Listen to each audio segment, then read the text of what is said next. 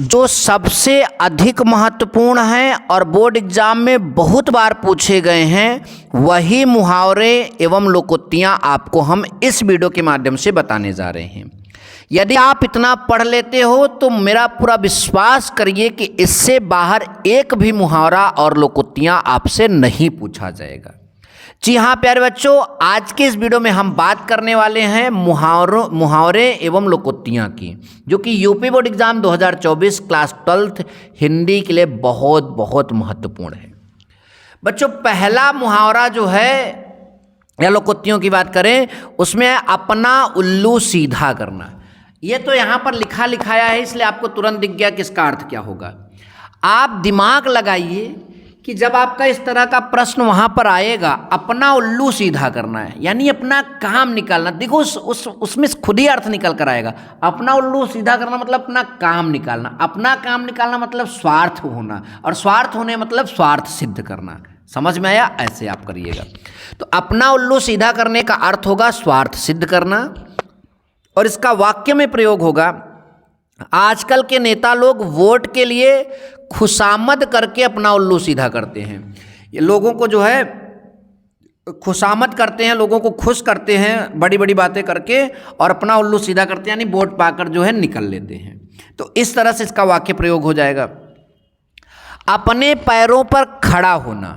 अब यहाँ स्वावलंबी होना इसका अर्थ दिया गया है। तो मान लो आपको इसका अर्थ नहीं मालूम, तो अपने पैर पर खड़ा होना, अपने दम पर हर चीज़ करना, और जो अपने दम पर हर चीज़ करता है उसको स्वावलंबी कहते हैं। यानी ऐसा क्या, इसका अर्थ क्या निकल कर आएगा? स्वावलंबी होना। क्या होगा? स्वावलंबी होना।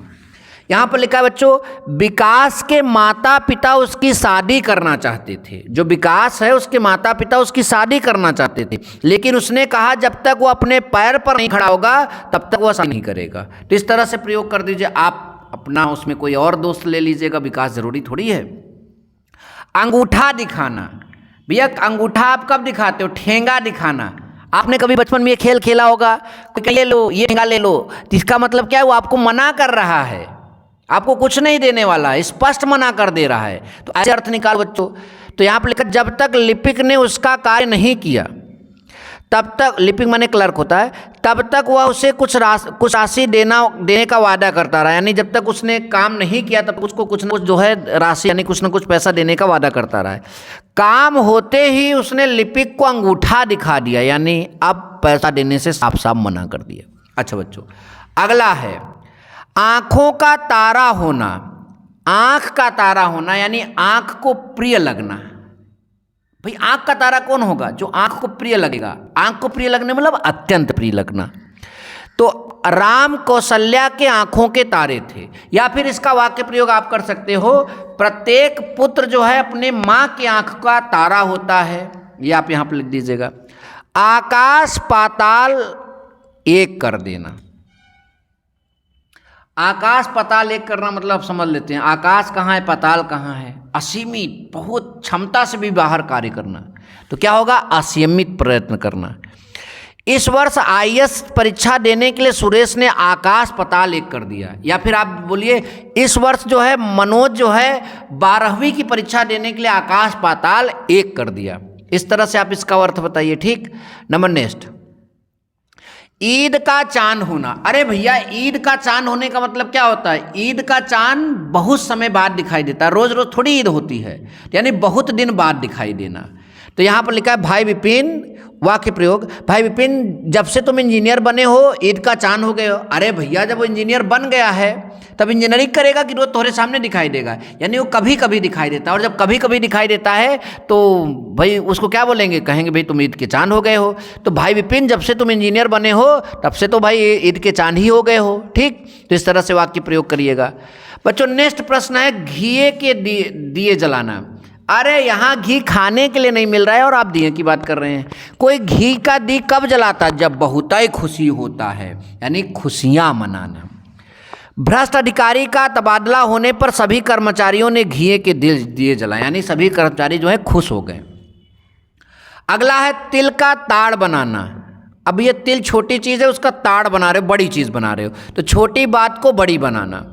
लिखा है बात तो बहुत ही छोटी थी, उन्होंने आपस में झगड़ा करके तिल का ताड़ बना दिया। यानी झगड़ा इतना ज़बरदस्त किया, इतना ज़्यादा मिसअंडरस्टैंडिंग हुई कि वो छोटी बात को बहुत बड़ी बात बना दी, यानी इसको कहते हैं तिल का ताड़ बना दिए। नंबर नेक्स्ट, दाल में कुछ काला होना। अरे भैया दाल आप जानते हो पीले कलर का होता है लगभग, मटर का अरहर का दाल या मटर का दाल। अब अगर उसमें कुछ काला काला नजर आएगा तो यानी क्या हो गया, उसमें कुछ मिल गया, कुछ मिलावट हो गई, गड़बड़ हो गई वो चीज़, यानी कुछ दाल में कुछ काला होने का मतलब गड़बड़ हो जाना। तुम रात भर सड़कों पर इधर से उधर घूमते रहते हो, जरूर दाल में कुछ काला है, यानी जरूर कुछ गड़बड़ घोटाला है। अच्छा बच्चों, अगला आपका है पानी पानी होना।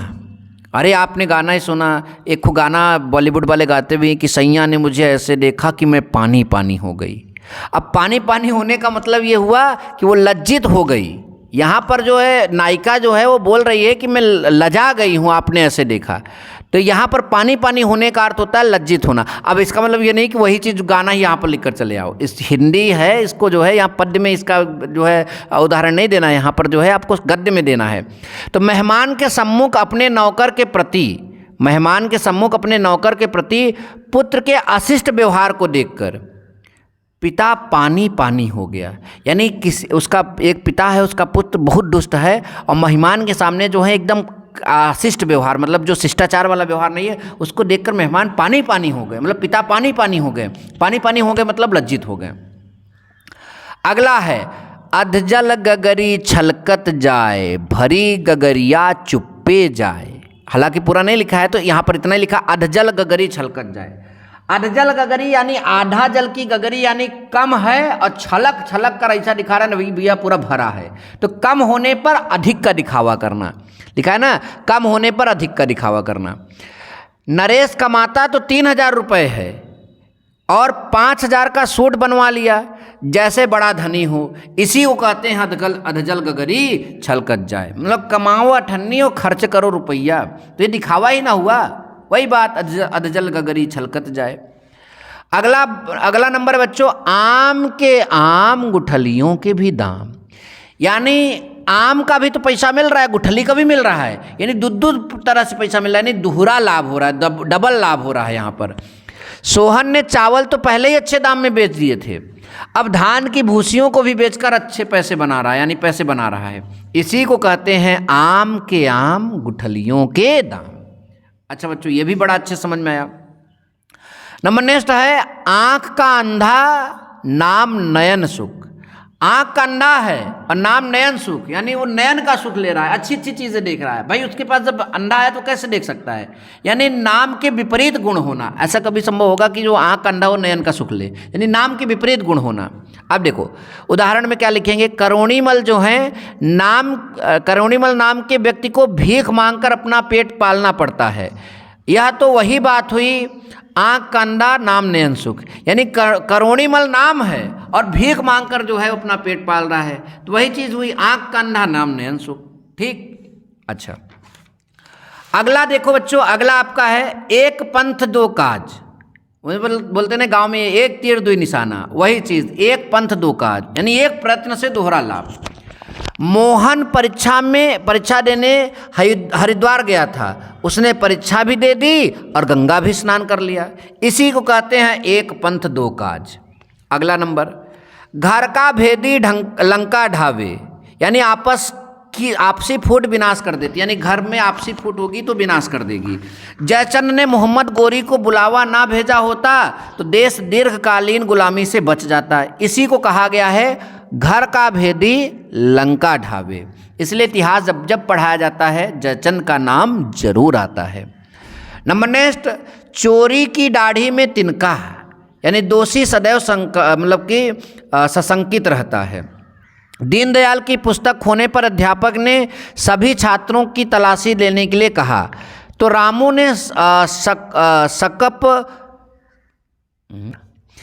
ने जो है सकपकाकर अपना बस्ता ही खिड़की से बाहर फेंक दिया। इससे स्पष्ट हो गया कि चोर की दाढ़ी में तिनका, चोर की दाढ़ी में तिनका यानी दोषी जो है सदैव जो है सशंकित रहता है। तो इस तरह से बच्चों अगर आप इतना पूरा पढ़कर जाते हो तो आपका पूरा का पूरा यहीं से फंसने वाला है। मिलेंगे नेक्स्ट वीडियो में। Thank you so much. जय हिंद, वंदे मातरम।